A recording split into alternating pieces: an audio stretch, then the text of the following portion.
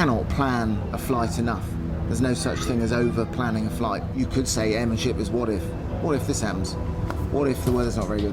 What if the grass is waterlogged? What if the fuel drain shows water in it? What if, if you have a plan for every what if, then you're going to be pretty well prepared.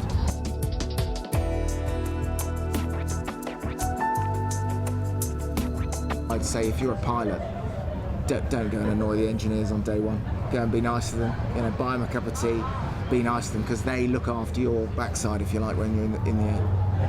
I was at Glasgow Airport once in a 737 in a snowstorm, and the engineer was changing the fuel control unit in a -5 centigrade blizzard, and the dispatcher kept saying to me, go and ask him when it's going to be ready.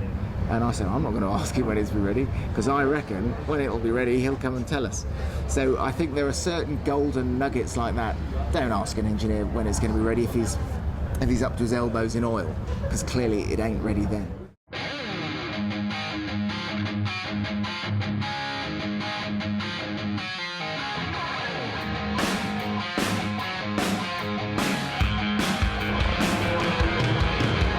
Get to this level, you have to have a lot of experience, and you have to have a lot of solutions or tricks in your bag.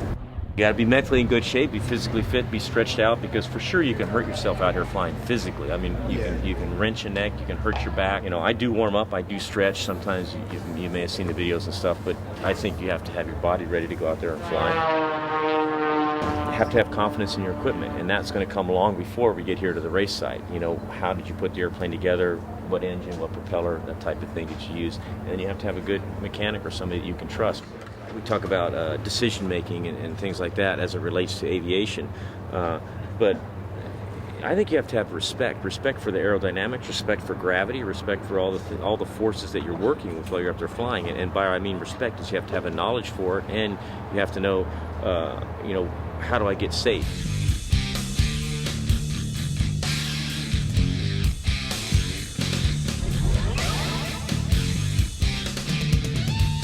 Hugely spectacular, very, very challenging from the pilot's point of view.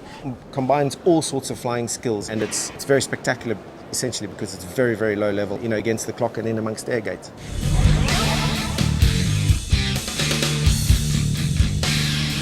I would say that airmanship is really an awareness of the big picture. You have to be so comfortable in the environment that you're going to fly that you can maintain your situational awareness.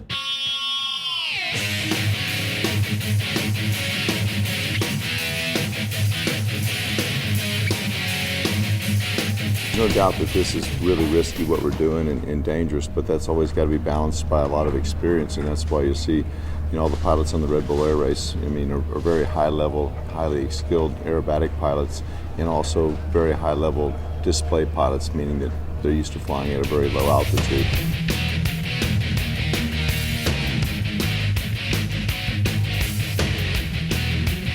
I can teach a monkey how to fly an airplane, but you can't teach him judgment. So, and that's where you've got to be able to draw the line. Is it good airmanship, or am I going beyond that? You know what I'm saying? I mean, you've got to know where your own limitations are and the limitations of the airplane and everything else, and that's where that judgment comes into play and experience and things. It's also, I tell people, no matter how many thousands of hours, I stopped for myself logging time at about 17.5. I just said, what's the point? I probably have 25,000 hours, and everybody goes, wow, that's a lot of time. But the hours themselves don't really matter. It's what's happened to you during that time, and that's what you learn from, because you draw from experience. So it's those things that have happened to you, that's where you get your experience, and that's what's really important out here too.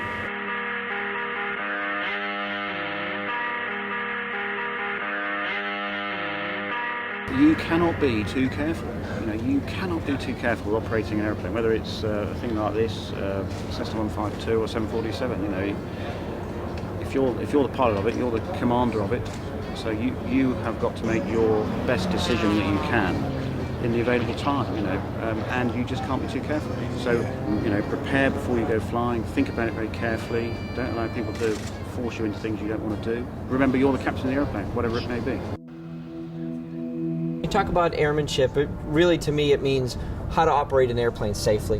When you push the limits day in and day out, no matter whether it's in a normal general aviation airplane, if it's in the Red Bull Air Race, or it's out there flying an air show, you're going to pay the price in the end if you push the limits too far for too long.